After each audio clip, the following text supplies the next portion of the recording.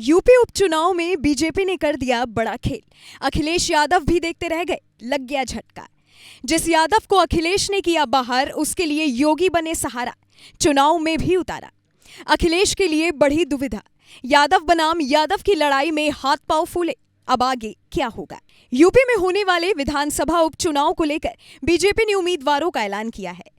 BJP द्वारा जारी की गई लिस्ट में मैनपुरी की करहल विधानसभा सीट पर अनुजेश यादव का नाम है। जैसे ही इस नाम की घोषणा हुई, वैसे ही सियासत भी तेज हो गई, क्योंकि बीजेपी ने किसी और को न चुनकर अखिलेश यादव के घर से ही उनके सामने उम्मीदवार खड़ा कर दिया। बीजेपी ने अखिलेश यादव के जीजा अनुजेश यादव पर दांव लगाकर चुनाव को और ज्यादा रोचक बना दिया।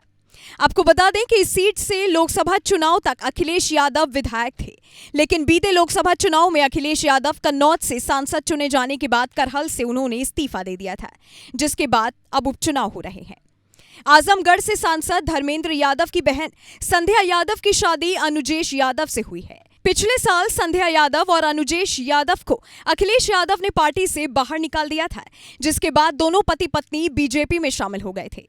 अनुजेश की नजदीकियां बीजेपी से बढ़ने के चलते लोकसभा चुनाव से पहले ही अखिलेश ने उनको पत्नी समेत पार्टी से बाहर का रास्ता दिखाया था। आपको बता दें कि अनुजेश यादव मुलायम सिंह यादव के दामाद हैं और अखिलेश और धर्मेंद्र यादव के जीजा।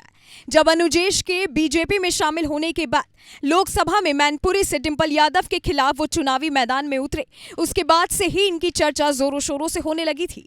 हालांकि अब सपा उम्मीदवार तेज प्रताप यादव और बीजेपी प्रत्याशी अनुजेश के बीच जो मुकाबला होना है, वो अब देखने वाला होगा, क्योंकि तेज प्रताप के अनुजेश यादव फूफा लगते हैं। हालांकि अब बीजेपी ने जो ये दांव खेला है, इसका असर उपचुनाव पर कैसा पड़ेगा, ये देखने वाली बात होगी। करहल से अनुजेश यादव का उतरना बीजेपी के लिए फायदा होगा या नुकसान, ये भी देखने वाली बात होगी। वहीं दूसरी ओर बीजेपी ने अंबेडकर नगर के कठेरी से धर्मराज निषाद, मुरादाबाद की कुंदरकी सीट से रामवीर सिंह ठाकुर, गाजियाबाद से संजीव शर्मा, अलीगढ़ के खैर से सुरेंद्र दिलेर, प्रयागराज की फूलपुर सीट से दीपक पटेल, मिर्जापुर के मंझवा से सुचिस्मिता मौर्य को टिकट दिया है। भाजपा ने मुजफ्फरनगर की मीरापुर सीट गठबंधन के तहत रालोद को दी है। हालांकि अब 13 नवंबर को इन सभी सीटों पर वोटिंग होनी है। सपा ने अब तक 7 सीटों पर अपने कैंडिडेट उतार दिए हैं, लेकिन बीजेपी का ये दांव इस उपचुनाव में सफल रहेगा या नहीं, ये देखने वाली बात होगी।